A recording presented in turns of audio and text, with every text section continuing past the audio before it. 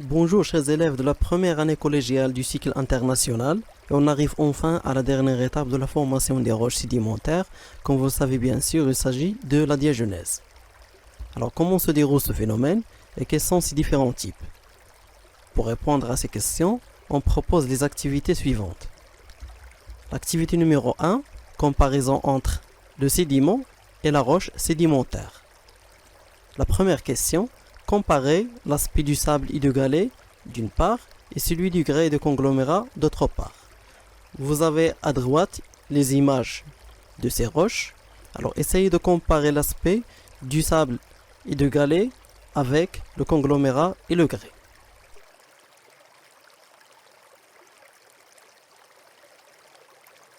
Bien sûr, d'après votre observation, vous pouvez constater que le sable et le galet sont des roches meubles, c'est-à-dire formées d'éléments dispersés, alors que le grès et le conglomérat sont des roches compactes formées d'éléments consolidés. La deuxième question, proposez une hypothèse expliquant les différences observées. Alors, nous pouvons supposer que le grès est issu de la consolidation du sable et nous pouvons supposer aussi que le conglomérat est issu de la consolidation de galets. Ça, c'est une hypothèse. Alors, afin de vérifier cette hypothèse, on propose l'activité numéro 2. Dans cette activité, on va essayer d'étudier les étapes de transformation des sédiments en roches compactes. Pour ça, on va prendre un exemple d'une roche, la roche d'argile. Suivez avec moi. La boue argileuse, lors de son dépôt, est formée de 70% à 90% de l'eau. Elle peut se transformer en roche d'argile dans le milieu marin. Pour savoir les facteurs de cette transformation, on propose le tableau suivant. Vous avez un tableau qui montre un ensemble de chiffres en ce qui concerne la profondeur du sédiment argileux en mètres, la porosité en pourcentage, la porosité c'est-à-dire le pourcentage de vide ou bien de pores dans le sédiment, la température et la pression. La première question, comment la pression varie-t-elle en fonction de profondeur? Tout simplement, pour répondre sur cette question, on va prendre la colonne de la profondeur et la colonne de la pression. Alors observez bien. Prenons un exemple. À la profondeur par exemple de 500 mètres, nous avons 70 kg sur centimètre carré de pression. Et sur une profondeur de 1000 mètres, nous avons 120 kg sur centimètre carré de pression. Alors qu'est-ce que vous voyez? Bien sûr, plus la profondeur augmente, plus la pression augmente également. Alors nous pouvons dire que la pression augmente avec l'augmentation de la profondeur. La deuxième question, comment la température change-t-elle en fonction de la profondeur?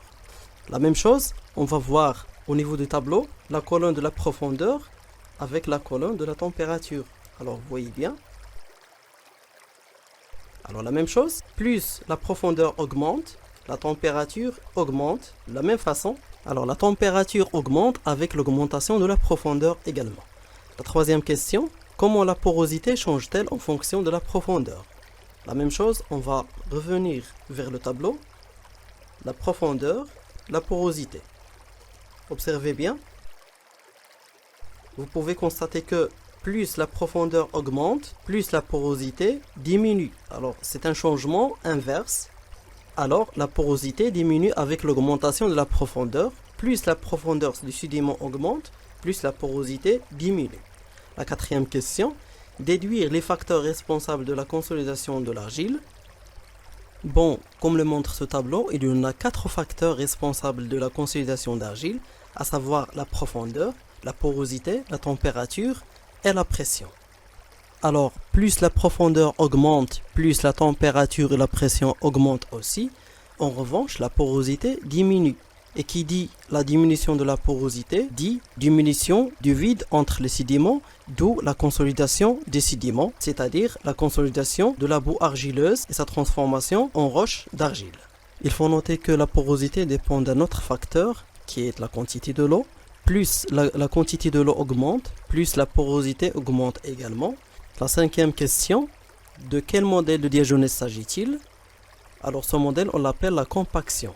Elle résulte de la pression qui provoque la déshydratation des sédiments, c'est-à-dire la perte de l'eau dans les sédiments, d'où la compaction du sédiment et sa transformation en une roche compacte. Nous avons ici un schéma qui explique cette transformation de sédiment en une roche compacte par compaction. Nous avons le sédiment dans lequel on trouve une quantité importante d'eau. Et qui dit une quantité importante d'eau, dit une porosité élevée. C'est-à-dire qu'il y a beaucoup de vide entre les éléments du sédiment ici. Et nous avons vu tout à l'heure que plus la profondeur augmente, la température et la pression augmentent, d'où la déshydratation, c'est-à-dire l'évaporation de l'eau, la perte d'eau, d'où la diminution de la quantité d'eau. Et qui dit diminution de la quantité d'eau, dit diminution de la porosité, c'est-à-dire donc la consolidation du sédiment et la formation d'une roche compacte. Alors c'est ce qu'on appelle la compaction ou bien la diagenèse par compaction. Maintenant, pour savoir un autre modèle de diagenèse, on va prendre l'exemple du grès. Vous avez ici devant vous une animation qui montre les étapes de diagenèse du sable en grès.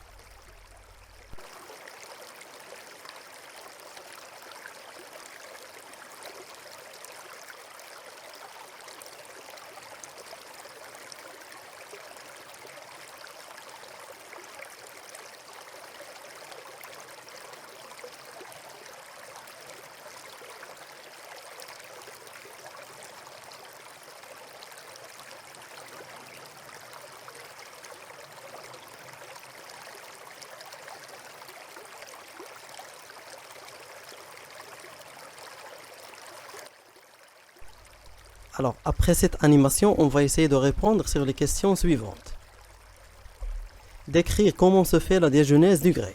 D'après cette animation, nous pouvons dire que cette diagenèse se fait pendant le dépôt des éléments dissous, essentiellement le calcaire, suite à l'augmentation de la température.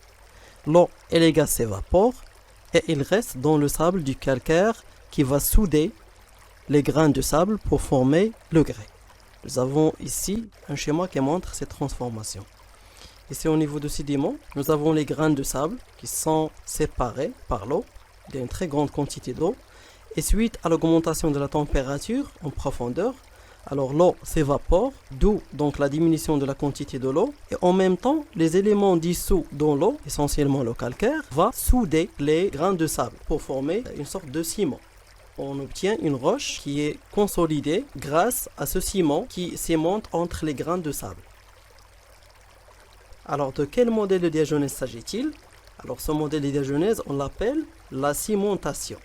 Elle résulte de la cimentation des sédiments. Alors, par conséquent, la diagenèse se fait par deux façons différentes et complémentaires. Une diagenèse physique, qui s'appelle la compaction, et une diagenèse chimique, qui s'appelle la cimentation.